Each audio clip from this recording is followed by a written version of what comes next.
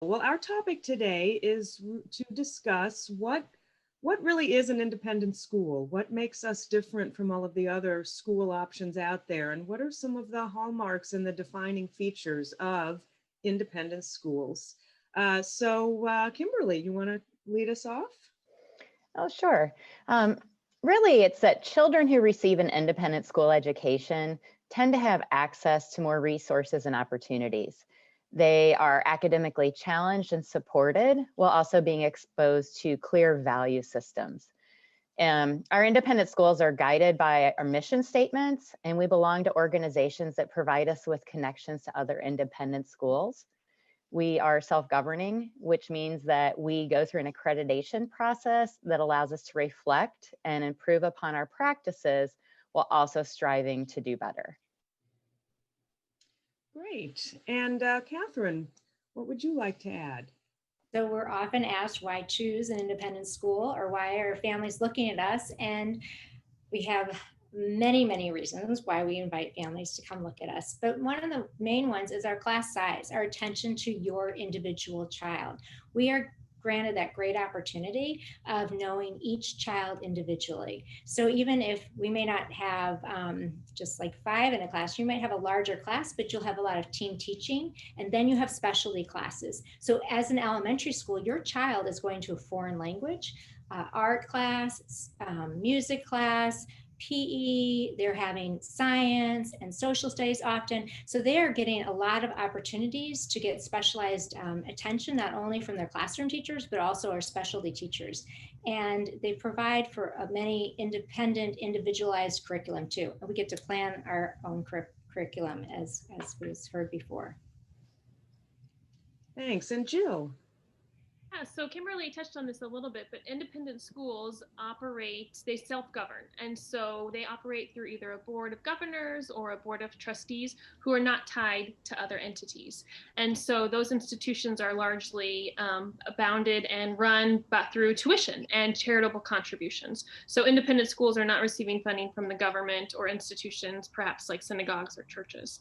And then two, all of these schools have their particular mission statements and value systems that Kimberly pointed out. So a family can really look at each school that they're interested in and find what is a good fit for their family, how they would like to see their child's educational journey continue, and partner with that school to find a really good fit.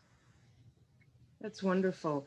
And can you all talk for a minute about, the fact that we're not mandated by the state, for example, since we're not a publicly funded institution, that we don't necessarily have to follow mandates coming from the state, how that works within independent schools, and how our schools develop curriculum and so forth, since we're not bound by, state or national mandates.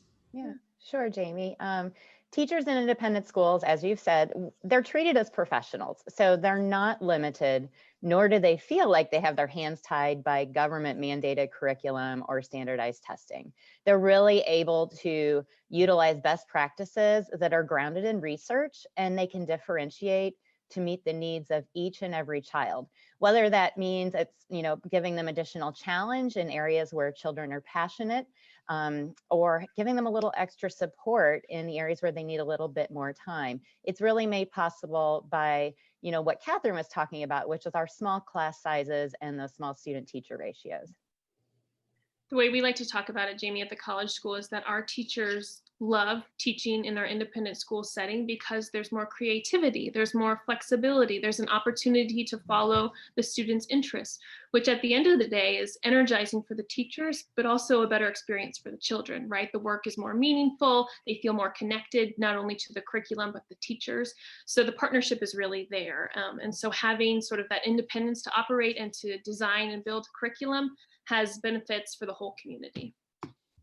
I would also agree with both of you. So I love having many of us in admissions in the independent schools, you'll find now more than it used to be, have been educators ourselves. So we know what it's like to work, and you rarely find turnover in the private independent schools. Our teachers are treated, and faculty and staff, your family, and you develop such strong connections, not only with your coworkers, but the parents and the family and the children that you're serving.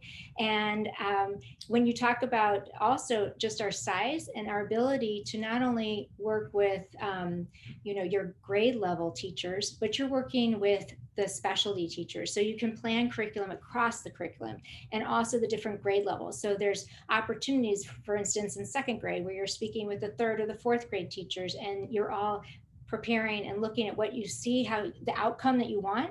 And then we go back and there's conversations pretty much daily in all of our schools with one another about your child, a subject. But we really do, our faculty and everyone is so invested in just having a passion for learning and for families and for children, and seeing them succeed and offering them just tremendous opportunities. And so we are really blessed to be able to partner with families who are looking for sharing that.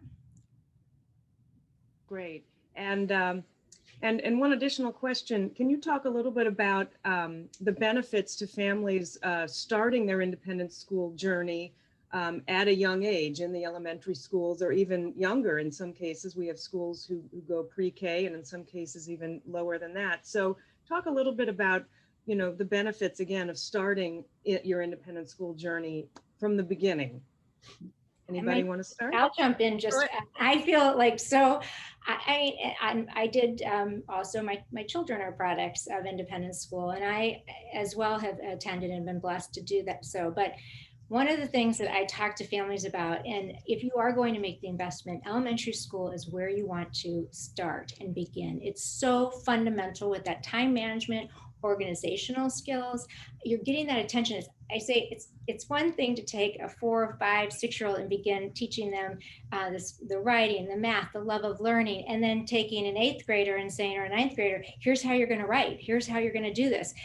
I have a son. I love both I have a son and a daughter, but definitely teaching them or bringing in those challenges at an older age is much more, it's more difficult. And then when they are so used to their organizing, just, they know what their routine, and they're amongst other children who also share a passion and a love for learning, and they've grown their confidence, and they're secure in saying, hey, I do like learning. It's cool to read. It's great to be inventive and to, discuss ideas, and the kindness that they share, and just, I do think it's really important, the character attributes too that they're learning and they're gaining, that we teach them, and we all are learning, but we really all, as Jill mentioned, we have, we not only have our mission statements, but we also share that strong character. And so we all are invested in that character, because one's character really develops who they are. And so we know that's usually developed by age 8. So I do think that elementary school is the best place to invest for your children. Wonderful. I can hop in a little bit here, or Jill, did you want to go? You go first and I'll follow. Okay. Well, I was just going to talk about, what Catherine's talking about there is really minimizing the gaps. So by the time a child comes to us, in the later years, there's already gaps that might be starting to develop if they've moved around in their education. But if you start early on, you build that foundation, you have scaffolding and sequencing in our curriculums, and you're able to, use the small class sizes and that independent, individualized learning experience and differentiation to really, support and focus on the strengths and the challenges for every child. So they're less likely to need to do catch up in a certain area down the road. And, as far as the independent school experience, this isn't just for your child, this is also for your family, and being a part of, what we talked about, this like-minded and yet diverse community. Families from all different racial and ethnic backgrounds are able to make connections with one another. They share those similar values and ideals that we're talking about, as well as the same intentional interests and giving their children the opportunities and virtually endless possibilities that are part of an independent school education.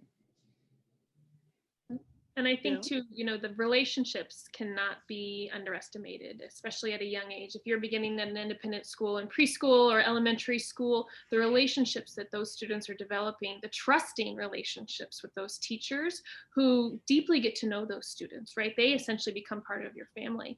And so laying that foundation of having people in their lives who support their growth and push them outside of their comfort zone and help them grow not only academically, but socially, emotionally as well. You just can't put a price tag on that, because it's essentially like being in a school that's a second home. And so laying that foundation early on and igniting that curiosity and that love of learning that Catherine mentioned is really important.